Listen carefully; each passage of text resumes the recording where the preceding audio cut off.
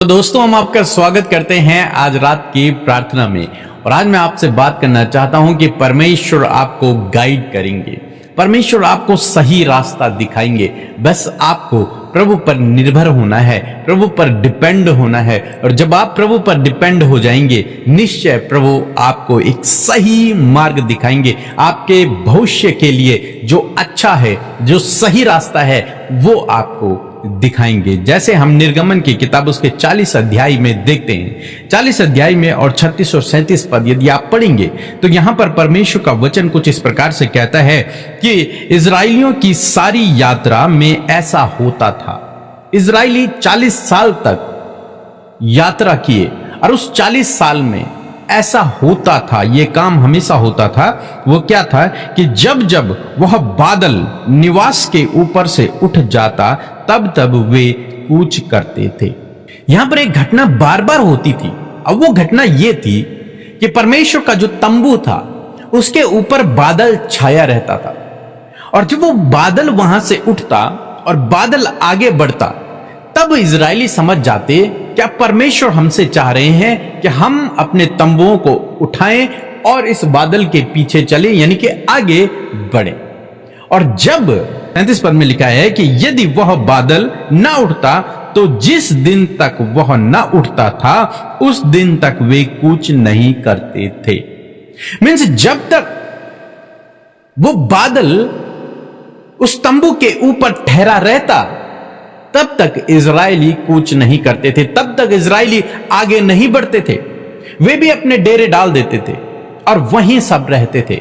चाहे एक दिन गुजरे, चाहे एक हफ्ता गुजरे, चाहे 10 दिन गुजरे, चाहे 1 महीना गुजरे, लेकिन कोई भी इजरायली उस जगह से आगे नहीं बढ़ता था। कारण केवल यह था क्योंकि जो उनका दिशा निर्देशन वाला बादल था वो तंबू के ऊपर स्थिर रहता था। और जब तक बादल स्थिर है तब तक कोई आगे नहीं बढ़ेगा।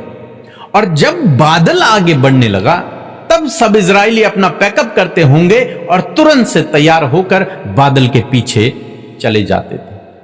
तो इसका मतलब ये बादल उन्हें गाइड करता था, उन्हें सही रास्ता दिखाता था। ये बिना बादल के चले नहीं चलते थे और बिना बादल के रुके नहीं रुकते थे। जब बादल रुकेगा ये भी रुक जाएंगे, बादल चलेगा ये भी चलने लग जाएंगे। बादल 10 दिन तक रुकेगा ये भी 10 दिन तक रुके रहेंगे। बादल 1 महीने तक चलेगा तो ये भी 1 महीने तक चलते रहेंगे। ऐसा था। और आज भी परमेश्वर ने आपको पवित्र आत्मा दिया है। परमेश्वर चाहते हैं कि आज भी आप उन पर इसी प्रकार से निर्भर रहें और प्रभु आपको गाइड करे और तब आप अपने जीवन में आगे बढ़े। आप जब भी अपनी लाइफ के कोई डिसीजन लेते हैं, कोई निर्णय लेते हैं, तो जरूर से आप प्रार्थना करें।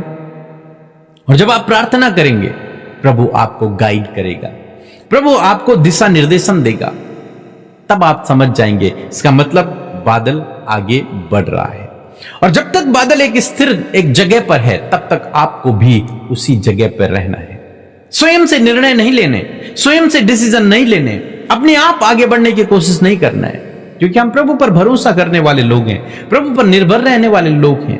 तो बाइबल यही सिखा रही है कि आपको प्रभु पर निर्भर रहते हुए तब तक स्थिर बने रहना है जब तक आप उस बादल को आगे बढ़ते न देखो, जब तक प्रभु आपकी अगुवाई न करे, जब तक प्रभु आपसे बात न करे, जब तक पवित्र आत्मा आपको कायल न करे आगे बढ़ने के लिए। जीवन के किसी भी क्षेत्र में, जीवन के किसी भी डिसीजन को लेते समय प्रभु चाहते हैं कि हम आगे बढ़ें, लेकिन वो साथ साथ ये भी चाहते हैं कि हम उनकी आवाज को सुने, उनकी आवाज के अनुसार अपने जीवन में हम लोग आगे बढ़ें। बहुत सारे भाई बहन हैं वो जल्दबाजी में अपने जीवन में कुछ गलत डिसीजन ले लेते हैं, लेकिन आज मैं आपको उत्साहित करूंगा कि परमेश्वर के समय पर निर्भर रहें। ये लोग परमेश्वर के समय पर निर्भर थे, उसकी अगुवाई पर, उसके गाइडेंस पर निर्भर थे। जब तक बादल रुका हुआ ये भी रुके हुए हैं, जब उसके समय पर निर्भर है। जब बादल चलेगा तब हम चलेंगे। तो जब प्रभु आपको अगुवाई करे तब आपको आगे बढ़ना है, तब आपको कदम उठाने, तब आपको डिसीजन लेने। यदि प्रभु आपकी अगुवाई नहीं कर रहा है तो आपको कोई डिसीजन नहीं लेना, आपको तब तक स्थिर बने रहना है, आपको रुके रहना है। और जब आप रुके रहेंगे, सही समय का इंतजार करेंगे, तो सही समय में प्रभु आपकी अगुवाई करेगा और आपके लिए मार्ग भी खोलेगा। आपको मानो हाथ पकड़कर परमेश्वर लेकर जाएगा। तब आप समझ जाएंगे कि हाँ, ये सही समय है, अब मुझे चलना चाहिए, अब मुझे ये डिसीजन लेना चाहिए, अब मुझे ये काम करना चाहिए। और जब आप ऐसा करेंगे, निश्चय आप सफल होंगे, निश्चय आप अपनी मंजिल तक पहुंचेंगे, निश्चय आप भविष्य में आशीषों को देखेंगे जैसे इन इजराइलियों ने देखा। ये जब परमेश्वर पर निर्भर रहे, जब उसके टाइम पर निर्भर रहे, जब उसकी अगुवाई पर निर्भर रहे, तो ये उस कनान देश में पहुंचे, वहां पहुंचे जहां इन्होंने दूध और मधु की धाराओं को देखा, जहां इन्होंने उत्तम आशीषों को पाया। वही आज शाम में मैं आपको कहना चाहूंगा, आपको उत्साहित करना चाहूंगा कि आप भी परमेश्वर की गाइडेंस पर निर्भर रहें, परमेश्वर की अगुवाई पर निर्भर रहें। और अगुवाई कैसे होगी आपको? ऐसे नहीं कि आपके मन में जो बात आ रही वो परमेश्वर की ओर से होगी, नहीं। मन तो सब वस्तुओं से अधिक धोखा देने वाला है। मन की बात पर विश्वास न करें। परमेश्वर का वचन आपको अगुवाई करेगा, आपको गाइड करेगा। परमेश्वर अपने वचन से आपसे बातचीत करेगा।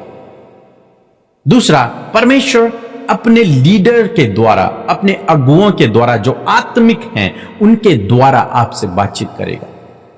और जब आप इस बात को पहचाने और उनकी बातों को सुने, पवित्र आत्मा की बात को सुने, तब आप समझ लेना कि अब प्रभु मुझसे कुछ चाह रहा है, अब प्रभु मुझे गाइड कर रहा है, अब मुझे डिसीजन लेना चाहिए, अब मुझे ये काम करना चाहिए। तब तक रुके रहें, तब तक धीरज रखें और प्रभु के समय का इंतजार करते रहें। उस बादल के उठने का, उस बादल के आगे बढ़ने का इंतजार करते रहें। कई समय ऐसा होता है जब बादल स्थिर बना हुआ है, कई समय ऐसा होता है जब आप कुछ करना चाहते हैं लेकिन वो कर नहीं पाते। उस समय आपको स्थिर बने रहना है। आप कुछ काम करना चाहते हैं, कोई डिसीजन लेना चाहते हैं लेकिन हो नहीं रहा, आपको स्थिर बने रहना है। प्रभु के समय का आपको इंतजार कर, धीरज रखते हुए बने रहना है, जैसे इजरायली लोग। और जैसे ही बादल उठा, आपको भी तुरंत चले जाना है, तुरंत डिसीजन लेना है। तो समझ रहे हैं आप मेरी बात को? बादल यानी कि प्रभु की गाइडेंस में, प्रभु की अगुवाई में आप अपने जीवन में निर्णयों को लें और आगे बढ़ें। सो प्रभु आपको इस वचन के द्वारा बहुत आयत से आशीष दे। आमीन।